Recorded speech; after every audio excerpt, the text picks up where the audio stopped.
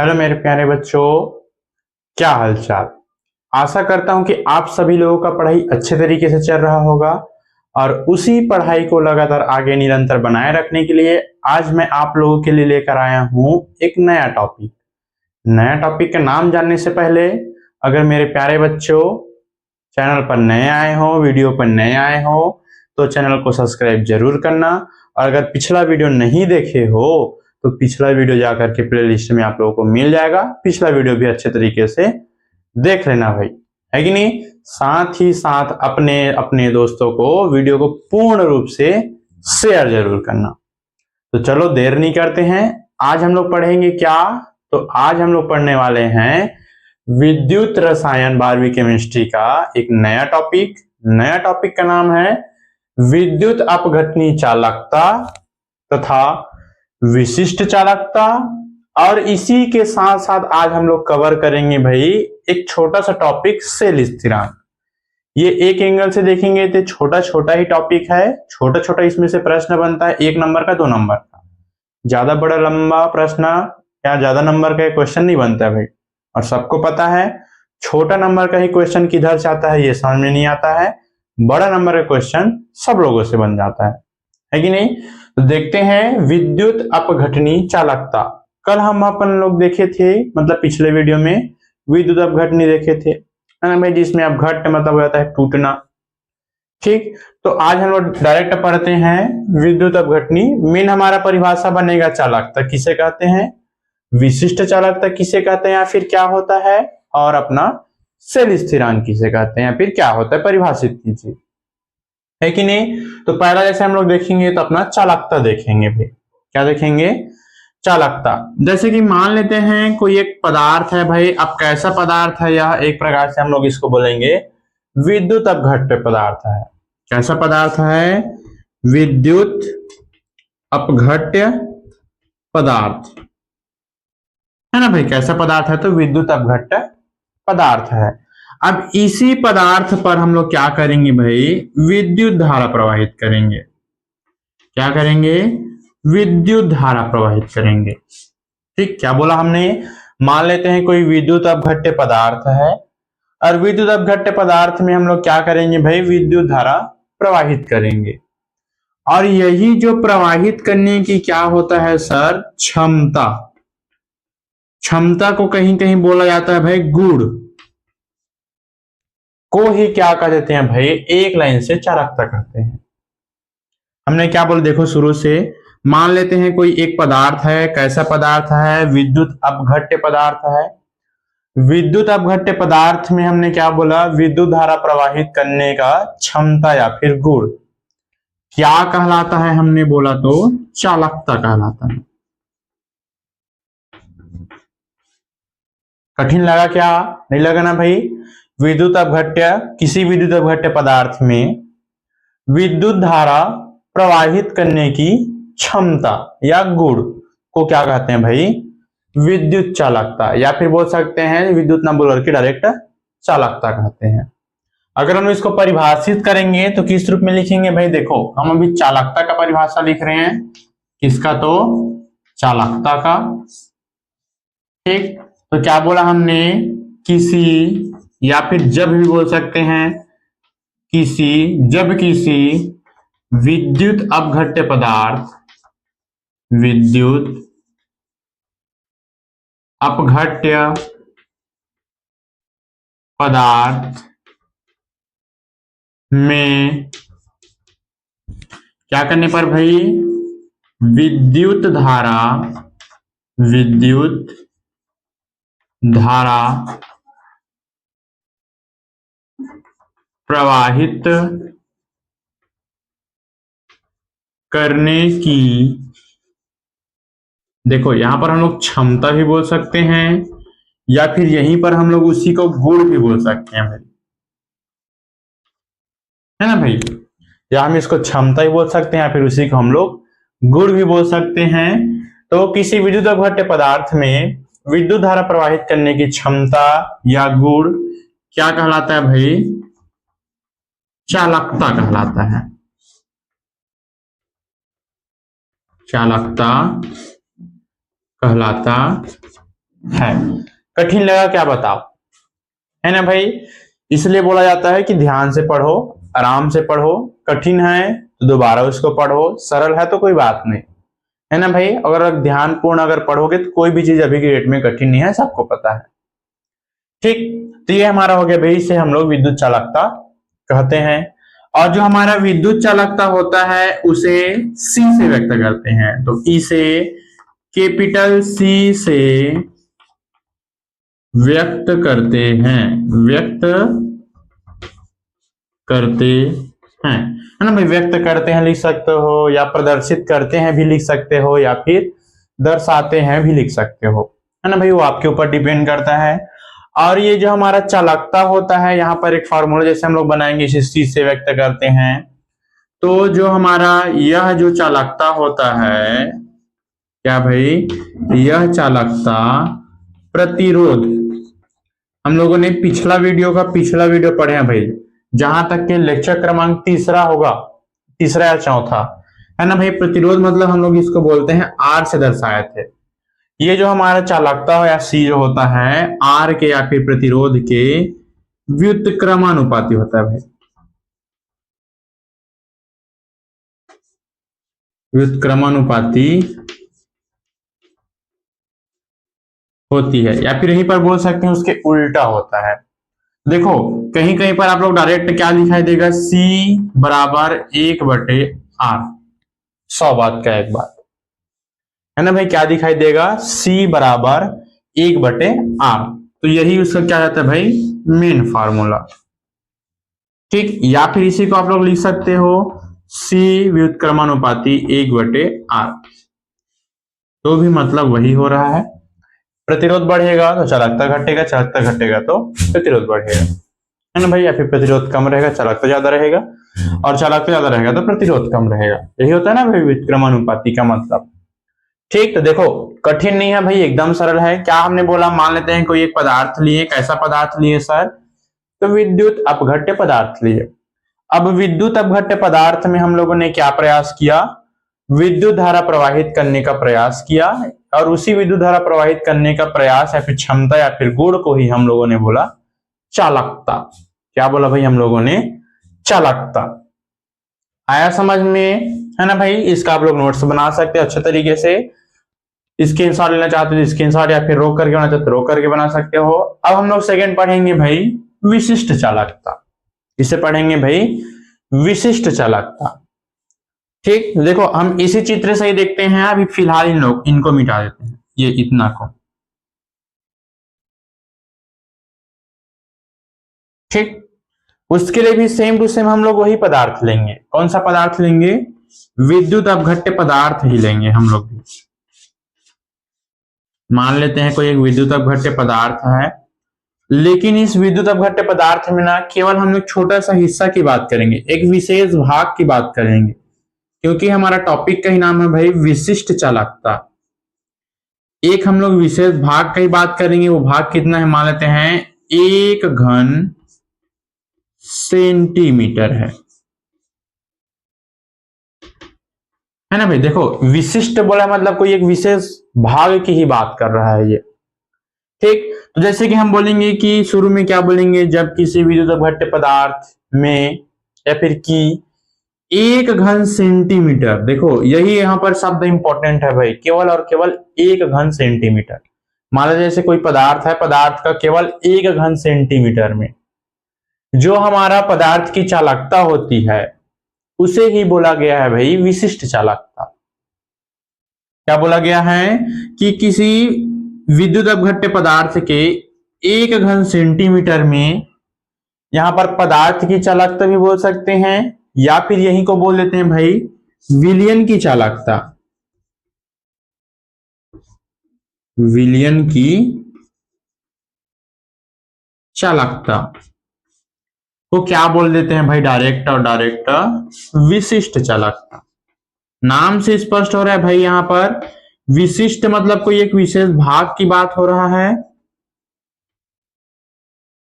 ना भाई।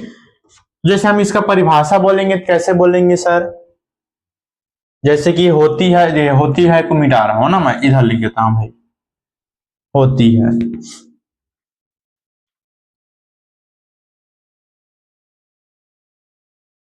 ये ठीक यहां से एक लकीर खींच लेते हैं कुछ इस प्रकार से। ये देखो भाई सेकेंड हम लोग देखेंगे यहां पर क्या किसका परिभाषा, तो विशिष्ट चालकता का, इसका विशिष्ट चालकता। ठीक, इसमें हम लोगों ने क्या बोला देखो पुनः, किसी विद्युत अपघट्य पदार्थ के 1 घन सेंटीमीटर में विलयन की चालकता को विशिष्ट चालकता कहते हैं। विशिष्ट बोला गया है मतलब एक विशेष भाग, और वह विशेष भाग क्या है तो 1 घन सेंटीमीटर है। क्या है तो 1 घन सेंटीमीटर है भाई। अब इसका जैसे हम लोग अब परिभाषा लिखेंगे, क्या लिखेंगे भाई, जब किसी बोल सकते हैं या फिर डायरेक्ट लिख सकते हैं किसी, है ना भाई। देखो विद्युत अपघट्य पदार्थ को मैं शॉर्टकट लिख रहा हूं भाई, आप लोग पूर्ण लिख लेना उसको, विद्युत अपघट्य पदार्थ, या पदार्थ को पूर्ण लिख देता हूं भाई। ठीक, किसी विद्युत अपघट्य पदार्थ के 1 घन सेंटीमीटर, 1 घन सेंटीमीटर में जो विलयन की चालकता होती है, विलयन या फिर यही को हम लोग बोल सकते हैं पदार्थ ही बोलेंगे तो भी गलत नहीं होता है। विलयन या फिर पदार्थ की यह जो चालकता होती है, विलयन पदार्थ की, विलयन की चालकता, है ना भाई। किसी विद्युत अपघट्य पदार्थ के 1 घन सेंटीमीटर में विलयन की चालकता को क्या कह देते हैं प्यारे बच्चों, तो विशिष्ट चालकता कहते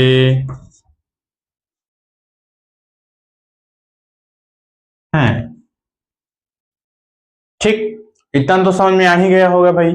अब देखो इसे किसी से व्यक्त करते हैं तो इसे कप्पा, ये देखो भाई ऐसा दिखाई देता है, इसको बोलते हैं क्या भाई, क आधा प मिले पा, कप्पा से व्यक्त करते हैं, कप्पा से व्यक्त करते हैं। देखो भाई ये वाला चित्र अगर अपने समझने के लिए बनाना चाहते हो तो बना लो, क्योंकि मैं इसको मिटाने वाला हूं, नीचे में उसका कुछ भाग लिखेंगे, है ना भाई। तो बनाना चाहते बना सकते, स्क्रीनशॉट लेना चाहते स्क्रीनशॉट आप लोग ले सकते हो, 1 2 3, वेरी गुड, है ना भाई। इसको मैं मिटा रहा हूं फिलहाल के लिए। तो जैसे हम लोगों ने बोला कि इसे किससे व्यक्त करते हैं भाई, कप्पा से व्यक्त करते हैं। और हम लोगों ने ये भी लिखा है सर कि जो हमारा नॉर्मल एक चालकता होती है वह किसके व्युत्क्रमानुपाती होता है, बोला गया है प्रतिरोध के, है ना भाई। तो हम लोगों ने एक और शब्द पढ़ा है विशिष्ट प्रतिरोध। अब भाई जैसा नाम वैसा काम होगा तभी तो बनेगा ना, है ना भाई। अब अगर आप लोग बोलोगे कि अपना दुर्गा मैया के पास अगर हनुमान चालीसा पढ़ोगे थोड़ी ना काम चलेगा भाई, है कि नहीं भाई। दुर्गा मैया की जगह पर दुर्गा का चालीसा पढ़ना पड़ेगा और हनुमान की जगह पर हनुमान चालीसा। तो जैसा नाम वैसा काम। विशिष्ट चालकता बोला है तो यहां पर क्या जाना चाहिए भाई, विशिष्ट प्रतिरोध आ जाना चाहिए। यहां पर नॉर्मल चालकता था तो नॉर्मल प्रतिरोध, यहां पर विशिष्ट चालकता है तो विशिष्ट प्रतिरोध, है कि नहीं भाई। और विशिष्ट प्रतिरोध को हम लोगों ने किससे व्यक्त करते हैं, रो, नाम भी बताया था मैंने, रोशन वाला रो बोलो या फिर और कुछ भी वाला रो बोलो, है ना भाई। तो क्या बोला गया है कि यह क्या होता है भाई, विशिष्ट प्रतिरोध के व्युत्क्रम होते हैं। यह विशिष्ट प्रतिरोध के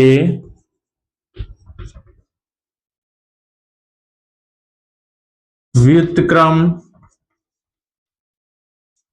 होते हैं, है कि नहीं भाई। तो व्युत्क्रम होते हैं बोल दिया गया है, इससे किससे व्यक्त करते हैं, कप्पा से व्यक्त करते हैं, है कि नहीं। और कप्पा किसके व्युत्क्रम होते हैं बोला गया है, तो रो के व्यक्त बोला गया, रो के व्युत्क्रम होते हैं, है ना भाई। और यहाँ पर रो क्या है, तो रो एक विशिष्ट प्रतिरोध है भाई, क्या है तो विशिष्ट प्रतिरोध है। और कप्पा क्या है तो विशिष्ट चालकता है ना भाई। या फिर इसी को हम लोग किस रूप में लिख सकते हैं, कप्पा व्युत्क्रमानुपाती 1 विशिष्ट प्रतिरोध अर्थात रो, है ना भाई। इतना तो बन ही जाएगा, बनेगा कि नहीं बताओ भाई। देखो परिभाषा क्या बोला जा रहा है, किसी विद्युत अपघट्य पदार्थ के केवल 1 घन सेंटीमीटर में जो पदार्थ या फिर विलयन की जो चालकता होती है उसे ही बोला गया है विशिष्ट चालकता। और जो विशिष्ट चालकता होती है उसे किससे व्यक्त करते हैं, तो कप्पा से व्यक्त करते हैं। और जो कप्पा हमारा होता है वह विशिष्ट प्रतिरोध के क्या होते हैं, तो व्युत्क्रमानुपाती अर्थात व्युत्क्रम होते हैं। ठीक, तो कप्पा बराबर क्या हो जाएगा 1/रो, रो या फिर रो का मतलब होता है विशिष्ट प्रतिरोध, कप्पा व्युत्क्रमानुपाती 1 विशिष्ट प्रतिरोध। आया समझ में। उसके बाद हमारा नेक्स्ट टॉपिक आ जाता है भाई सेल स्थिरांक, है कि नहीं। देखो सेल स्थिरांक को मैं जस्ट इसके नीचे में लिख रहा हूं, ठीक, ये यहां पास लिख रहा हूं मैं भाई क्या, सेल स्थिरांक, सेल स्थिरांक। ये देखो ये वाला टॉपिक को समझाने के लिए मैं यहां पर एक छोटा सा चित्र बना रहा हूं, ध्यान से समझना उसको भाई। देखो मान लेते हैं कोई एक क्या है भाई, टब है या फिर कुछ भी पात्र है जिस पर क्या रखा हुआ है, 2 इलेक्ट्रोड रखा हुआ है, इलेक्ट्रोड, है कि नहीं। अब ये इलेक्ट्रोडों को मान लेते हैं एक जली विलयन में डुबा देते हैं, ठीक, ये मान लेते हैं एक प्रकार से यह जली विलयन में डूबा हुआ है ये। अब इस इलेक्ट्रोड को हम लोग एक विद्युत परिपथ के द्वारा आपस में जोड़ देते हैं, ये इतना तो हम कर ही सकते हैं ना, है ना। ये चित्र आप लोगों के बस समझने के लिए बनाना रहेगा भाई, ऐसा नहीं कि पेपर में सब बनाना रहेगा, नहीं ये सब नहीं बनाना रहता है, ठीक। मान लेते हैं इस पर कोई प्लस आवेश माइनस आवेश, ये तो होता ही होता है, सबको पता है, ठीक। तो हम लोग क्या बोलेंगे भाई, देखो ये 2 इलेक्ट्रोड है तो ये 2 इलेक्ट्रोडों में कुछ ना कुछ दूरियां हैं, है ना भाई। तो 2 इलेक्ट्रोडों के बीच की दूरी अर्थात एल मान लेते हैं, क्या मान लेते हैं, एल, 2 इलेक्ट्रोडों के बीच की दूरी एल। तो देखो इसके जो अनुप्रस्थ काट मान लेते हैं, इसको अगर हम काटेंगे जैसे ये है, अगर इधर को काटेंगे कुछ इस प्रकार से इसका संरचना बनेगा, है ना भाई। तो इसके अनुप्रस्थ काट क्षेत्रफल क्या ले लेते हैं भाई, अनुप्रस्थ काट क्षेत्रफल, क्षेत्रफल को हम लोग बोलते हैं भाई एरिया, एरिया अर्थात ए, है कि नहीं।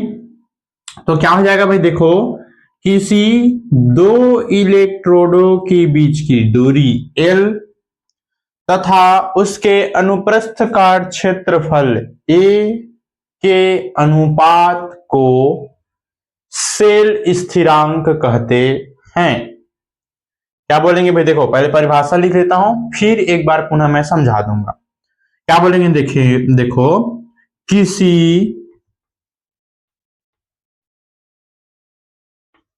2 इलेक्ट्रोड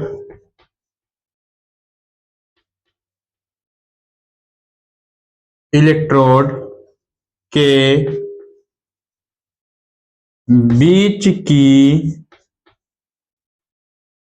दूरी स्मॉल एल तथा क्या हो जाएगा भाई, अनुप्रस्थ काट क्षेत्रफल, अनुप्रस्थ काट क्षेत्रफल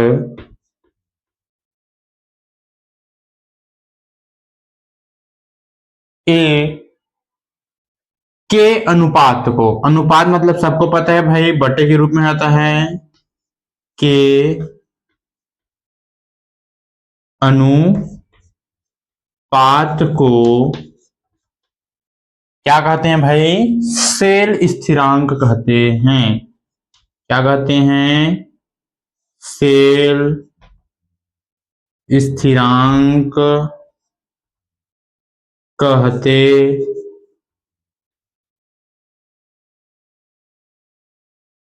हैं। ठीक, देखो पुनः एक बार समझा रहा हूं भाई। मान लेते हैं कोई दो इलेक्ट्रोड है, दो इलेक्ट्रोडों के बीच की दूरी अर्थात L तथा उसके अनुप्रस्थ का क्षेत्रफल अर्थात A के अनुपात को सेल स्थिरांक कहते हैं। और जो हमारा सेल स्थिरांक होता है इसे कैपिटल G से व्यक्त करते हैं, से व्यक्त करते हैं।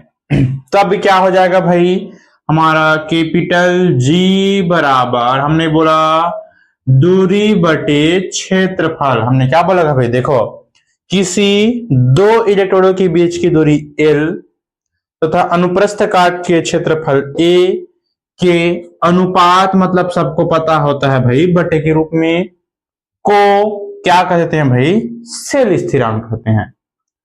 आया समझ में? और यही इसके लिए क्या जाता है भाई, सूत्र हो जाता है। ठीक, तो इस प्रकार से हुआ भाई आज का हमारा 3 टॉपिक कंप्लीट। 3 टॉपिक बोले फिर 2 टॉपिक बोले, जो भी है। पहला हमारा था भाई चालकता। क्या था भाई, चालकता। दूसरा हमारा था विशिष्ट चालकता। और तीसरा हमारा था भाई सेल स्थिरांक। सेल स्थिरांक का डेफिनेशन को आप लोग लिख सकते हो, मैं हट देता हूं भाई, आप लोग स्क्रीनशॉट ले लेना। ये लो भाई, है कि नहीं, मेरे कपड़े से कुछ कुछ जगह थोड़ा मिट गया, मैं उसको अच्छे से ओवरलैपिंग कर देता हूं, ये समझ जाना, है कि नहीं भाई। तो ये हो जाता है भाई इस प्रकार से, इसका थोड़ा सा इसका डेफिनेशन, इसका परिभाषा, इसका फॉर्मूला हो जाता है। अगर मेरे प्यारे बच्चों नोट्स बना रहे हो तो इसी प्रकार से नोट्स बनाना। समझने के लिए चित्र भी छोटा छोटा शीट या पेंसिल में करके बना सकते हो, ताकि पेपर टाइम जैसे आप लोग तैयारी करो तो छोटा छोटा चित्र जैसे देखोगी ना तो दिमाग में जल्दी बैठता है, और जल्दी बैठेगा तो फिर जल्दी तैयारी होगा, और जल्दी तैयारी होगा तो फिर पेपर में भी नंबर भी अव्वल नंबर आएगा, है कि नहीं। तो आशा करता हूं मेरे छोटे छोटे प्यारे लिटिल चैंपियन बच्चों को आज का यह टॉपिक समझ में आया होगा भाई। और अगर आया है तो वीडियो को लाइक जरूर करना, कमेंट के बिना मत जाना, क्योंकि मैं देख चुका हूं कमेंट आप लोग करते नहीं हो भाई, है कि नहीं। और नए नए हो सब्सक्राइब करना, और अपने प्यारे दोस्तों को भी सब्सक्राइब करने के लिए जरूर बोलना, और उनको शेयर जरूर करना, है कि नहीं। तब तक के लिए आप लोग अच्छे से पढ़ाई कीजिए। मिलते हैं आप लोगों के लिए एक नया टॉपिक, नया वीडियो। धन्यवाद।